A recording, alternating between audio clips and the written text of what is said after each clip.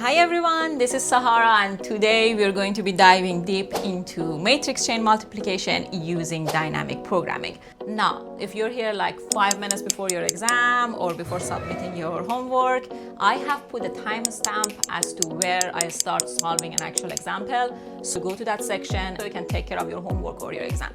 But if you are here to actually learn the formula, learn about why we need dynamic programming for it, then watch this entire video alongside me. Okay, let's get started. Okay, so matrix chain multiplication has a little bit of a bad rap, but don't worry, we're going to be breaking it down into small steps, so you're gonna have no issue solving your problems. So first, we are going to learn what is a matrix chain multiplication altogether, why are we needing dynamic programming to solve this problem, and in the end, we're going to be solving an actual example. Okay, matrix multiplication. So we have a matrix A with a certain number of rows, 3, and certain number of columns. So these are the columns. In this case, it's also 3. And we have matrix B with a certain number of rows. In this case, is 3, and a certain number of columns. In this case, is 2. So the first thing we want to know is, can we actually multiply the two matrices? There is a particular rule that has to apply before we can apply the multiplication to these two matrices, and that is the number of columns in the first matrix has to match the number of rows in the second matrix. In this case, they do, so we can multiply. And how do we do the actual multiplication is we take the first row of matrix A, first column of matrix B, and we do an element-wise multiplication, and then we add the resulting multiplications, and that gives us our first element. And we do the same thing with the first row, and second column gives us the second element. We move to the second row, and we do the same thing. First column gives us the third element, second row, second column gives us fourth element, and so on. So we know we can multiply these two matrices, but what is the dimension of the resulting matrix? And that's pretty easy to get. We eliminate the two elements in between, and the resulting matrix would be a size 3 by 2. So we learned that to be able to multiply the two matrices, we need the columns of the first one to match the rows of the second one. We learned that the resulting matrix will be the elimination of the columns of this one and the rows of this one. So we're going to be left with a 3 by 2 matrix. And the third thing we want to learn from this is how many multiplications I had to do to get this matrix. That's pretty easy to do. We know we have 3 times 2 elements, and to get each element, what did we have to do? We have to do 3 multiplications. Where did I get this number 3? From here. So times 3.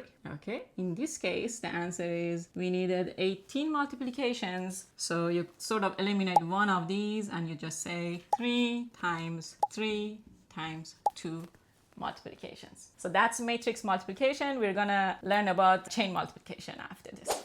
Okay, matrix chain multiplication. I know I have written a lot on this board, so let's go over them together. I have created 4 matrices. As you can see, we can do the multiplication on these because of the rule that I have mentioned. The columns of the first matches the rows of the second, columns of the first matches the rows of the second, and so forth. So we know we can multiply these, but how would you multiply them? You may multiply it like this. A times B, I'll get the result of this is going to be 5 by 3 matrix, and then I'm going to multiply C by D, which is going to be a 3 by 2 matrix, and then I'm going to multiply the result of the 2. That's one way. Or I could first multiply B by C, get the result of that, which is going to be a 6 by 4 matrix, then multiply that result with D.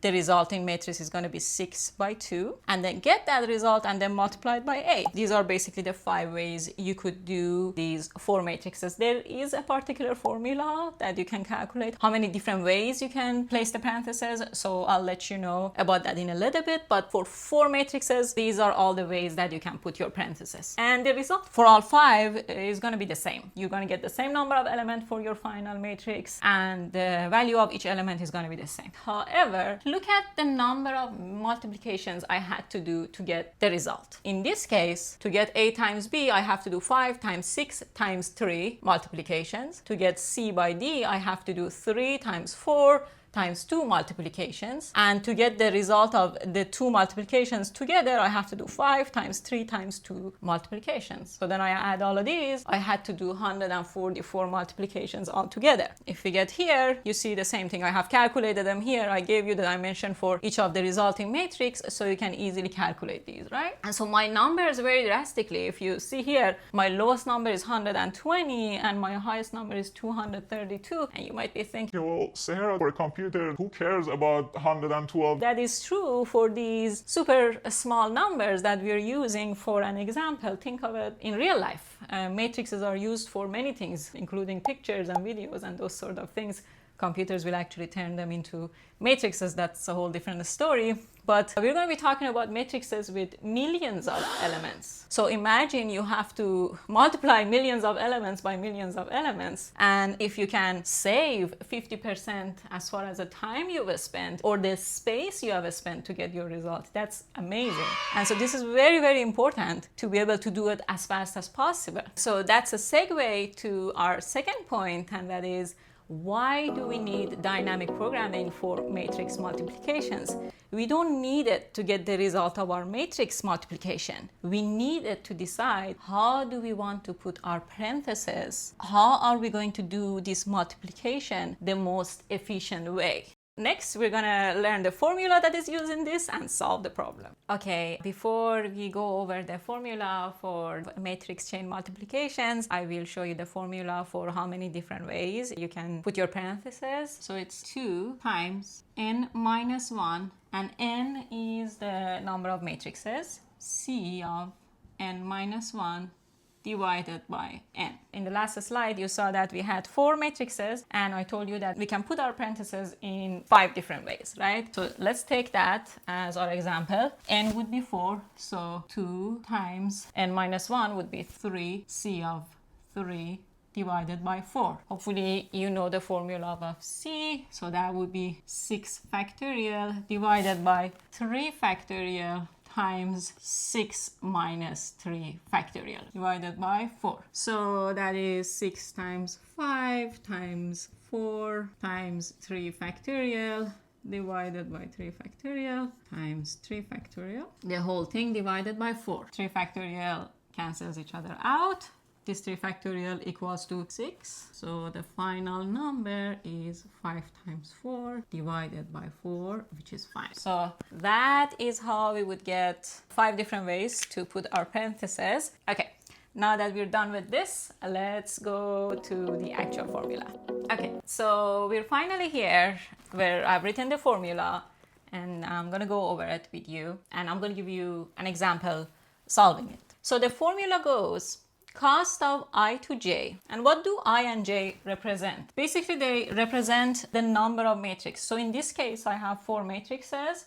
So this would be cost of 1 to 4 is going to be minimum of k, and k will take values from I, so from first matrix in this case, to j. Doesn't take the j itself because we know after j there is no other matrix to be multiplied, so it ends right here, right? Is cost of I to k plus cost of k plus 1 to j plus di minus 1 dk dj. Let's talk about these d's. So again, I have put an example of 4 matrices here. Each matrix has a dimension. We're starting from D0 because I'm sure most of you are programmers and you know we usually start our indexes from 0. So I have D0 times D1. And when I come to B, you see I have set D1 to D2. Why do I do that? Because I know these two have to match for them to be able to be multiplied by each other. So this D1 is not going to be a new number. It's going to be equaling to this number. Okay, D2. So we know for C, we're going to have D2 again, and for D, we're going to have D3. So for 4 matrices, we only have 5 numbers to represent their dimensions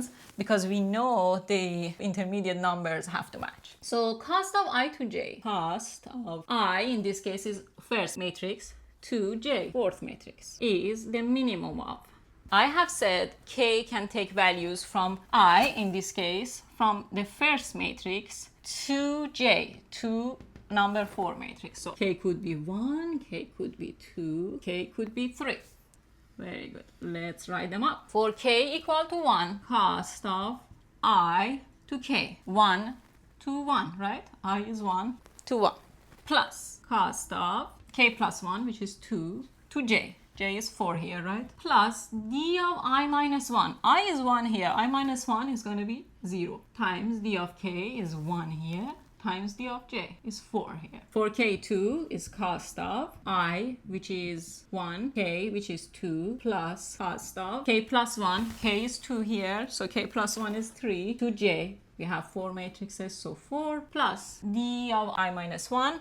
I is 1 here, I minus 1 is 0 times d of k. In this case, k is 2 times d of j. The last one, cost of I to k, in this case k is 3, plus cost of k plus 1, which is 4 to j, which is 4, times d of I minus 1, 0, d of k, which is 3 in this case, d of j, which is 4. Okay, I know I have these dimensions. This will be given to me. Cost of multiplication of matrix 1 by 1, this is 0. We don't have a by a matrix, right? So that's 0. Basically, each matrix multiplication by itself, because we're not actually multiplying them, has a cost of 0. So I know these two will be 0. Let's look at cost of 1 to 2. Do I know the cost of matrix 1 to 2? I can easily get it because I have the dimensions. So d0 times d1 times d2. That's going to be the cost. So I can get that. That's good. How about cost of 3 to 4? Can I get that? Yeah, I can get that. I have their dimensions. So that's good. So I can get a number from here. I have all I need. So I will get a number here. Let's call it x. But I have to pick the minimum between these three numbers. So I come here, cost of 2 to 4. 2 to 4. Can I get that number by just the information I have? I can't, because you know that there is 3 matrices. And I just showed you a formula to calculate how many different ways you can parenthesize it. And so I can do b times c times d. That's one way, or c times d times b. That's another way. And one of those ways is more efficient than the other one. So I cannot just pick an arbitrary number here. I have to see what is the minimum before I can decide. So I don't know this number. Let's come here. I have the same problem here. 1, 2, 3. Do I know the number? Not for sure. I have to first multiply a times b, and then the result with c, then multiply b times c, result with a, which I will get 2 numbers, and then I can decide which number I can get. So I don't have an answer for these two. So a couple of patterns emerges here I want you to pay attention. First, if I am looking at 2 side-by-side matrices, cost of 1 to 2, cost of 3 to 4, cost of 2 to 3. I can easily get those because I have their dimensions. However, anytime my matrices go beyond consecutive, so if I have 1 to 3, so their difference is 2 matrices. 2 to 4, the difference is 2 matrices. 3 minus 1 is 2, 4 minus 2 is 2. I cannot do calculation easily. So I have to expand the formula again. Let's do it for, let's say, this one here. Cost of 1 to 3 is going to be minimum of k is going to take between 1 to 3. So you're going to have k equal to 1 and k is equal to 2. And I have to calculate this again. So this is going to be cost of 1 to 1, k is 1 here, plus cost of k plus 1, which is 2, to j in this case is 3, plus d I minus 1, I is 1 here, so is 0, times dk, k was 1 here, so is 1 times dj. J is 3 here. Remember, we're doing this one, 1 to 3. So now cost of k is 2 in this case, I to k plus cost of k plus 1 in this case is 3 to j, j is 3, plus d of I minus 1, I is 1 is 0, d of k, k in this case is 2 times dj. I know this is 0, I know this is 0, and I know the difference between these matrices is only 1. These are consecutive matrices. I can get this answered. So I have to calculate this, get the minimum of these two. When I get the minimum, I put it here, and then I have everything else for this row. And I have to repeat this calculation for this one, 2 to 4. And so I want you to think about this in terms of dynamic programming. We know it's an optimization problem, and we know that is usually an approach from bottom up. And so this is an approach from bottom up. We know that whenever the matrices have a difference of more than one, we have to do a new calculation for them. When I said the matrices, I mean the number of matrices. So if it's 2 consecutive, you're good. If it's the same matrix, we know it's 0. If it's anything more than that, cost of 2 to 4, 2 to 5, 2 to 6, you have to do this. And then you may have to do it over and over again depending on how many matrices you have. So this is kind of the idea of why we actually need dynamic programming to solve this kind of a problem. Next, we're going to go ahead and solve an actual problem so you can see it in action. All right, we are finally at my favorite part of the video, and that's to solve an actual example together. So I've written the formula here for you guys, and we have 4 matrices that we are trying to multiply. And we know that we can do this chain multiplication because the column of the first one matches the row of the second, column of the second matches the row of the third, column of the third one matches the row of the fourth one. So that is possible. And over here, all I have done is just to write the dimensions. So we know this is D0, D1 is 2, D2 is 5, D3 is coincidentally 3, and D4 is 6. Okay, so these are the dimensions. I suggest for you to also write them close to where you're going to be doing your calculations, because we're going to be constantly using it when we're going to use the formula on this part. Okay, so when we see an example, what do we need to do first? We need to create 2 tables, and I'm going to get to why we need 2 tables in a little bit. The size of each table needs to be n by n, n standing for the number of matrices. So in this case, the number of matrices we have is 4. So we have 2 4 by 4 tables. Okay, now the first table is going to give me the ultimate cost of multiplying these matrices, okay, the optimal one. And table K is going to give me how I should place my parentheses such that I can get this best cost. Okay, so this is why we need 2 tables. One for the cost, one as a guidance as to where we need to do our parentheses. Once we start solving the example, it's gonna make a lot more sense, but yeah, just know that we need these 2 tables for these reasons. Okay, so how do we start filling the table? Firstly, we knew from the past part that, let's say, cost of 1 and 1, cost of 2 and 2, 3 and 3, because we are not actually multiplying matrix one by one. Whenever we see I and j equal, their cost is 0, right? So whenever I and j are equal, the cost is 0. So in the diagonal part, we get all zeros over here. Okay, and I have placed j's on this side, so j1, j2, j3 to j4, and i's on this side, so columns and rows. Okay, now we know for a fact in matrix multiplication, if I can do A by B, that doesn't mean I can do B times A. It's not like numbers where you say 2 times 3 is equal to 3 times 2, right? Why? Because if I change the place of A and B, that column and row may change. Look at it here. A is 4 by 2, B is 2 by 5. I can multiply A and B, but if I put B first, it's gonna look like this, right?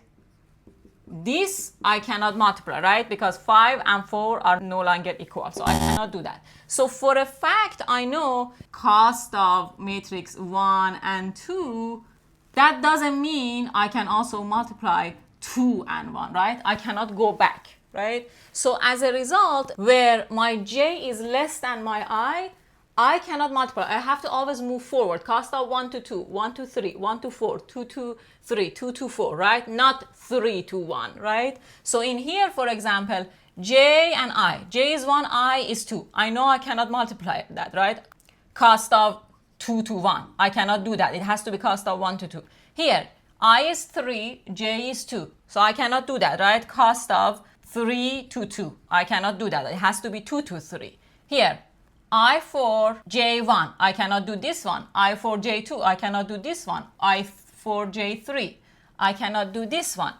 So this part of my table, I cannot do any calculations because that would mean I have to reverse the order of my multiplication. So this side of my table is essentially useless to us, right? Okay, so we have this part of it. Now for my k, I know I have to follow exactly however I'm doing my multiplication over there. So I know for my k, I will not have these parts. And the reason why we are not going to do any parenthesization for the diagonal is that we know we don't need to put a parenthesis around each matrix by itself. Even if you put it, it's going to be meaningless. Like you could do something like this, right? You could do that, but you wouldn't need this. Like it's not going to give you any additional information. So we don't need to put anything over here. All right? So that's kind of how you would get your tables started. Next, we're going to go ahead and use the formula to solve what we need to solve over here. Okay, so we're going to start with where j minus I equals to 1. Okay, so this one, j is 2i is 1. That's 2 minus 1. J is 3i is 2. That's 3 minus 2. J is 4i is 3. That's 4 minus 3. All right, let's start there. So j minus I equals to 1. First one, right here. So j is 2, I is 1, equals to 1. Okay, so let's go to the formula. Cost of I is 1, j is 2, equals to minimum of k, taking the value from 1 to 2, right? So what can k be here? Only one option. K can be only 1. So cost of I and k. I is what? 1. K is what? 1 plus cost of k plus 1. K is 1 plus 1 is 2 and j. J is 2 plus di minus 1. I is 1. Di minus 1 is 0. D of k. K is 1. D of j. J is 2. Right? Cost of 1 and 1. 0. Cost of 2 and 2. 0. D0 is 4. D1 is 2. D2 is 5. Right? This is 4D. So I get 40 here. And without even having the formula, you should have been able to calculate this, right? Cost of matrix 1 and 2. 1 and 2 is this, right? 4 times 2 times 5. Okay, so we have that.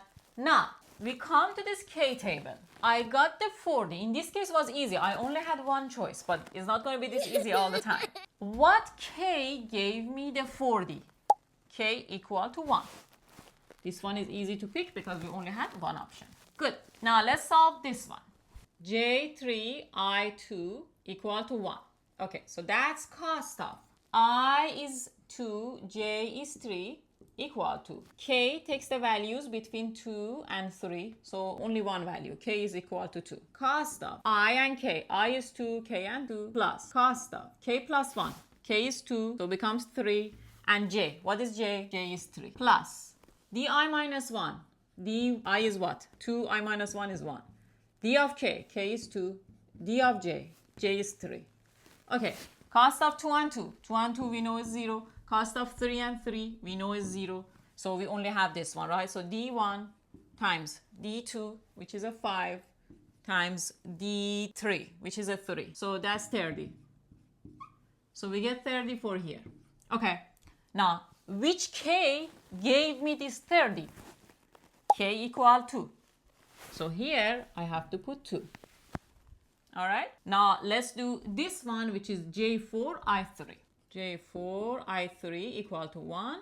Okay, so that's cost of I is 3, J is 4. That's minimum of K taking the value between 3 and 4. So what can K be?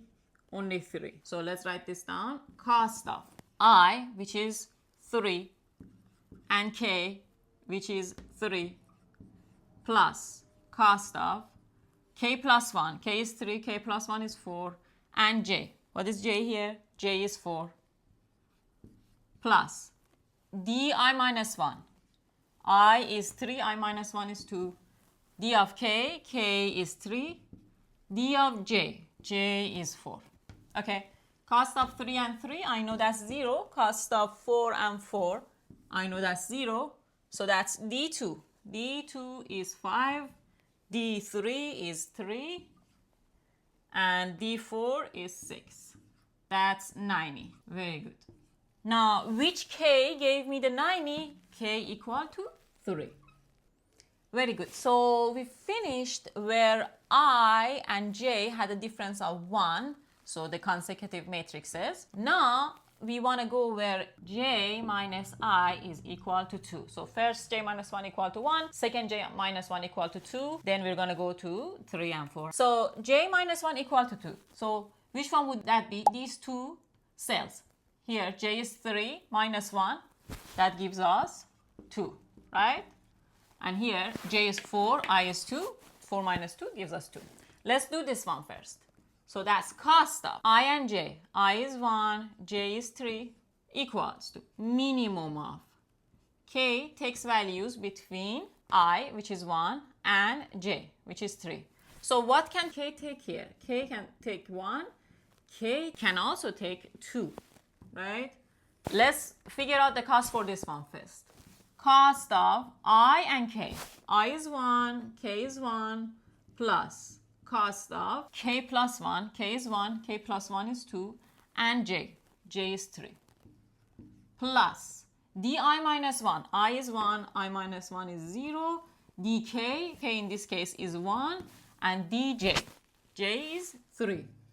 So cost of 1 and 1. 1 and 1. That's 0. Cost of 2 and 3. This is the beauty of doing a bottom-up approach. 2 and 3. Now I have this number. I can use it easily. Now, D0 is 4. D1 is 2. D3 is 3. So that's 24. This whole thing is 54. We have to calculate this one too, see which one is the minimum. K equal to 2. Cost of I and K. I is 1. K is 2. Plus cost of K plus 1. K is 2. And J. J is 3. Plus di minus 1. I is 1 here. I minus 1 is 0. Times d of K. K is 2. Times d of J. J is 3. Okay. Cost of 1 and 2. See? Again, I have gotten this cost. So that's easy. Cost of 3 and 3. 3 and 3. That's 0. D0. D0 is 4. Times D2 is 5. Times D3. D3 is 3. That's 60 plus 40. This gives us 100. So who's the minimum here? 54 is. Okay, let's write this 54. Now, it's important here, so pay attention. Which K gave me this 54? K equal to 1 did. Okay, so I have to put a 1 here. Now we're going to do J4, I2, this one. Okay, so J equal to 4, I is equal to 2.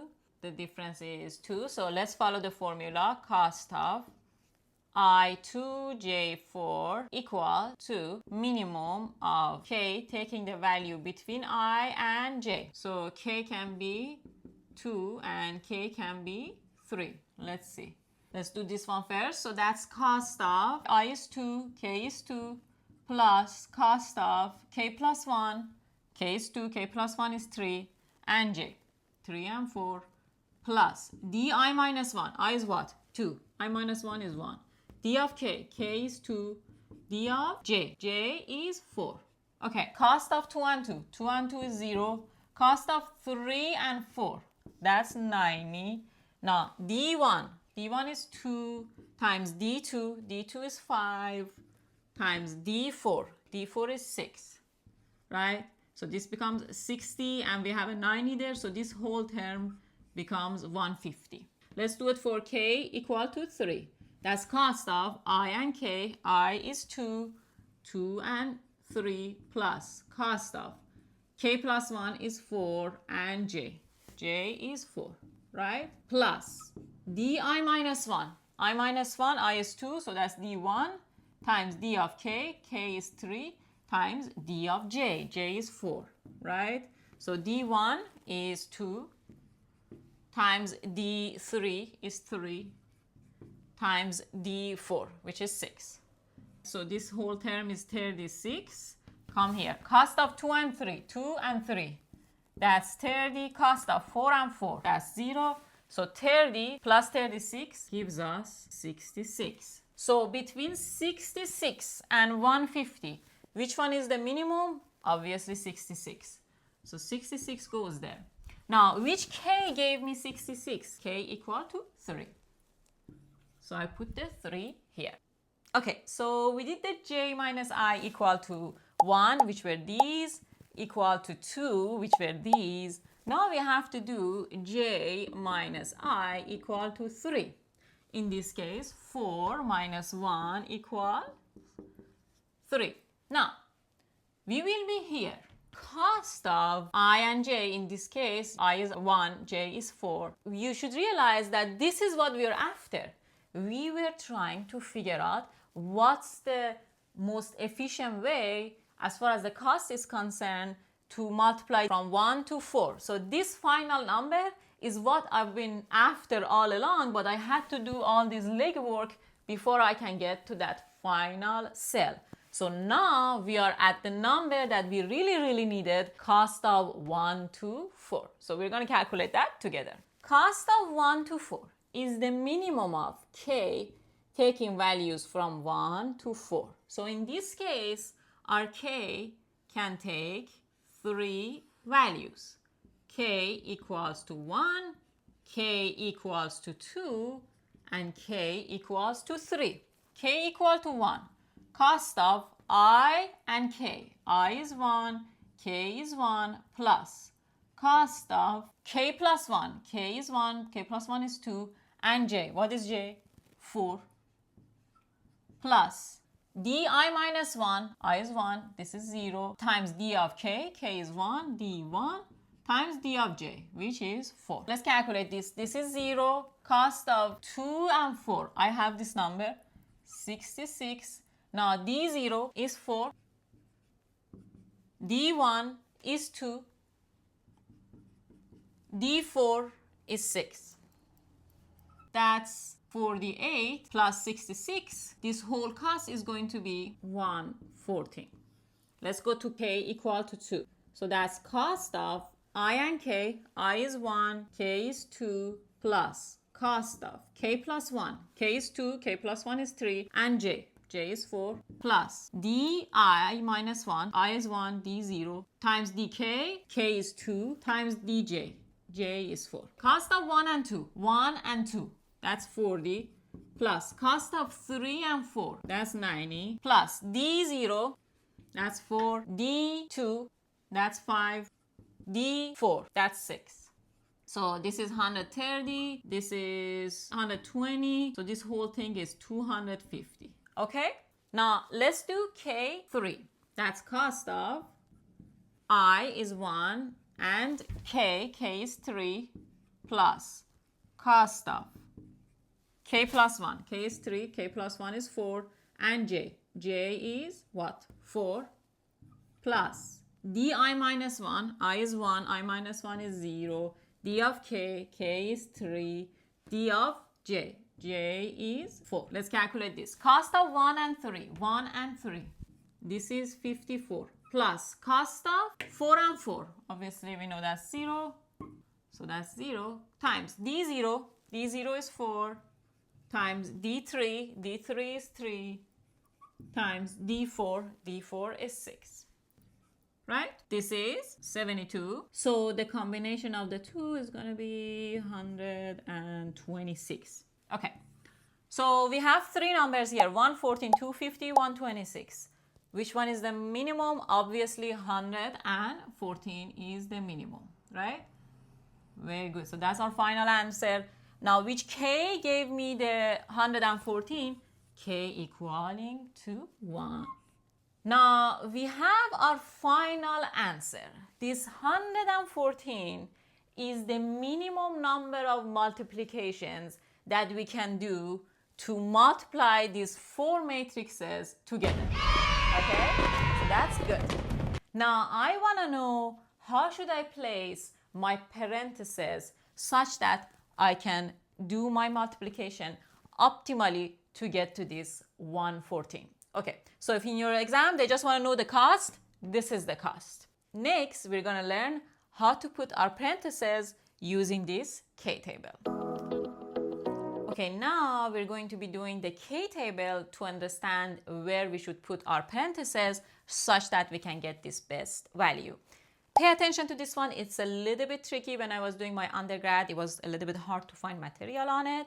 But don't worry about it. I'm going to solve this one, and then I'm going to do another mock example. I'm not going to solve this table. I'm just going to show you how to put your parentheses with a second example, and hopefully that should help. All right, so we have 4 matrices. We know that. We want to know how we should put our parentheses. And these matrices have numbers. So this is matrix 1, 2, 3, and 4, right? All right, so what was the overall plan? We wanted to know the cost of 1 to 4. So where should I put the parentheses from 1 to 4? That's where I should go first, 1 to 4.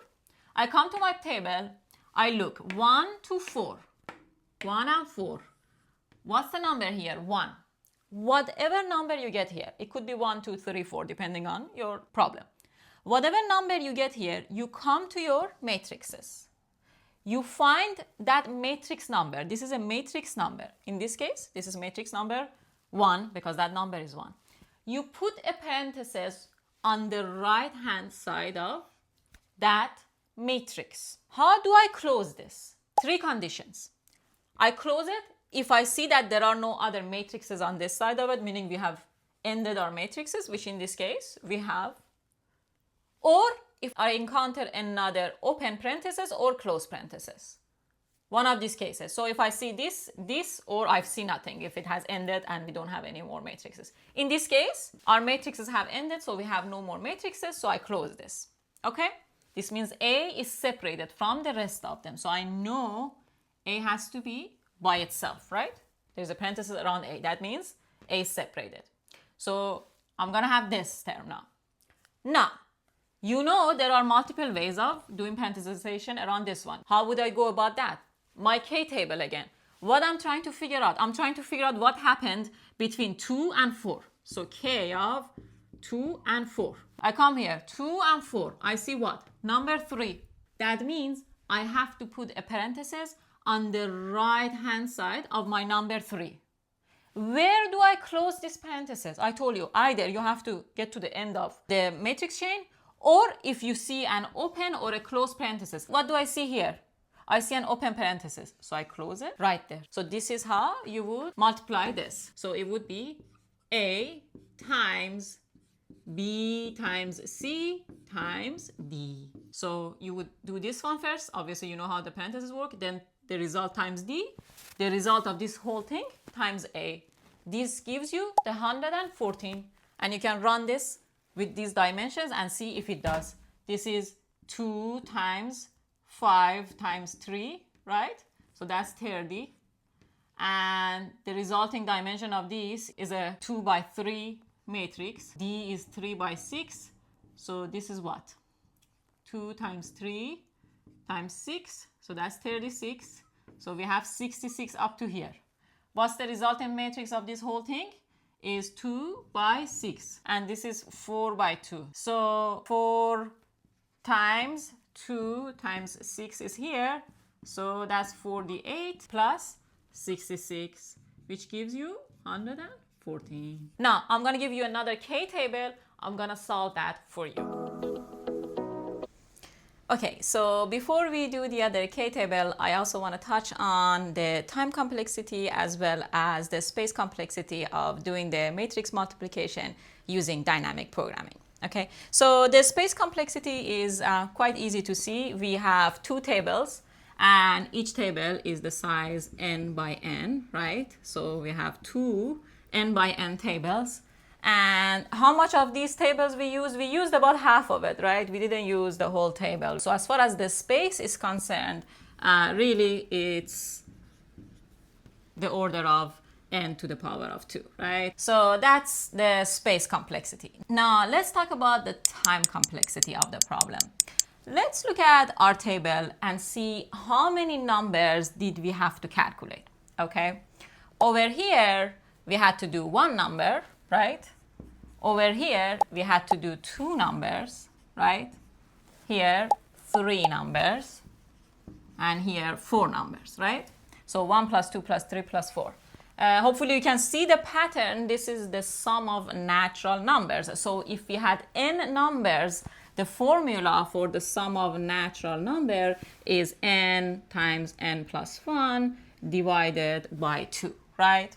So this, the big O of this obviously is going to be, the plus 1 is negligible, the divided by 2 is negligible. So the big O of this would have been n to the power of 2. However, if you recall, for me to be able to get each one of these numbers, I had to do multiple calculations, right? For example, when I wanted to get this number, I had to calculate 3 numbers. Remember, k had to go from 1 to 4. So we had to do 3 calculations. When I was doing these 2 numbers, I had to do 2 calculations.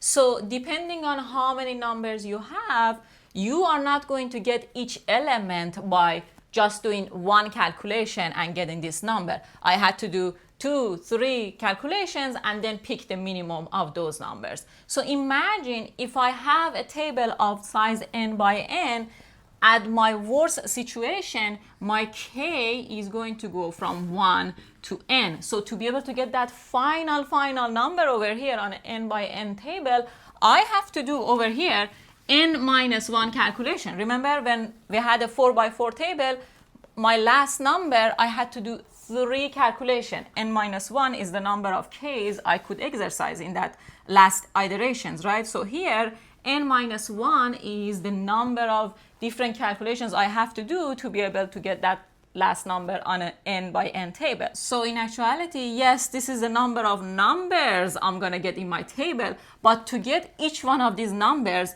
I have to do multiples of calculations. So they have to be timed by n minus 1, right? So the actual time complexity of the problem is not this, because each cell has to be calculated by doing multiple calculations, is actually n cube, right? That's the actual time complexity of the problem. Now, this is the upper bound, and you should really understand why this is the upper bound, because we just did an example together. Remember, we always don't need to do n minus 1 k's, right? Like for example, when I and j are only 1 difference, we would only do 1 calculation. Here, we would only do 2 calculation. It was only here where we would do n minus 1 calculation. So this is really the upper bound of the problem, but when you do your actual problem, you always end up doing a little bit less, because when your elements are before your last element, your k always iterates through less number of n's, right? So that's the reason why. Now, you might be looking at this and you may be like, Well, Sahara, its n cube is not really that good. I would like to remind you, when we were doing that little formula as to how many different ways we can multiply matrices, there was a factorial in that formula. Factorial is really bad, much worse than n cube. Okay, and as far as the time complexity, if you're wondering why aren't we considering the k table like we were doing for the space complexity, the k table, it has a constant cost, because you're just going to get the minimum of a few numbers. So if you remember your time complexities, if I have n cube plus a constant cost, because you're just picking among a few different numbers, you're just picking the minimum, this constant can be negligible, right? So that's why we just consider the n cube part, okay? So now we're gonna go ahead and solve that k table for a new example, so you get more familiar with putting your parentheses. Okay, now we have 4 new matrices, and the k table has somehow magically appeared here. So I'm gonna put the parentheses for this k table for these matrices. Okay, so we do like we did before, A, B, C, D. These are our matrix number 1, 2, 3, and 4. All right, so what's the objective? K, 1, 2, 4. I come here, K, 1, 2, 4. What do I see here? 3. So I go to my third matrix. I put my parentheses there. Where we can close this whole parenthesis is either we encounter an open parenthesis, we encounter a closed parenthesis, or our matrices end. I don't have any more matrices. In this case, I don't have any other parentheses here because we just got started. So the only condition that applies is the ending of our matrices, because it cannot go beyond this. Okay, very good. So I have my first parenthesis in place. Now, you know there are multiple ways we can place our parentheses for A, B, and C, right? Because there is 3 matrices. How do I find what's going on here? Obviously, from 1 to 3. I'm trying to see what happened from matrix 1 to 3. So I go here, 1 to 3. What do I have? I have number 2, right? In my K table, I have number 2. So on the right-hand side of my number 2, I open a parenthesis. Now, we can close it when we see what? Either open parenthesis, close parenthesis, or end of matrices. What do I see here? An open parenthesis. So I close my whole parenthesis. So this is how you would do the parenthesization for this particular problem.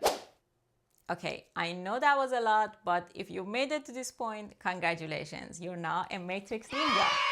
Now, you should have everything you need to be able to solve any dynamic programming problems you see with regards to matrix multiplication. Now, it's always good to watch YouTube videos, look at your lecture notes, etc., etc. But I always say the best way to learn is to actually solve an example on your own. So watch this video, solve that first example alongside me, and then you have these new matrices and you have these dimensions. So your homework is going to be to get the final cost of multiplying these matrices. So get this number and put your answers in the comments down below. I look forward to seeing all of those. I hope you enjoyed this video and see you soon on another one. Bye bye. Don't forget to like, subscribe, and hit the bell button.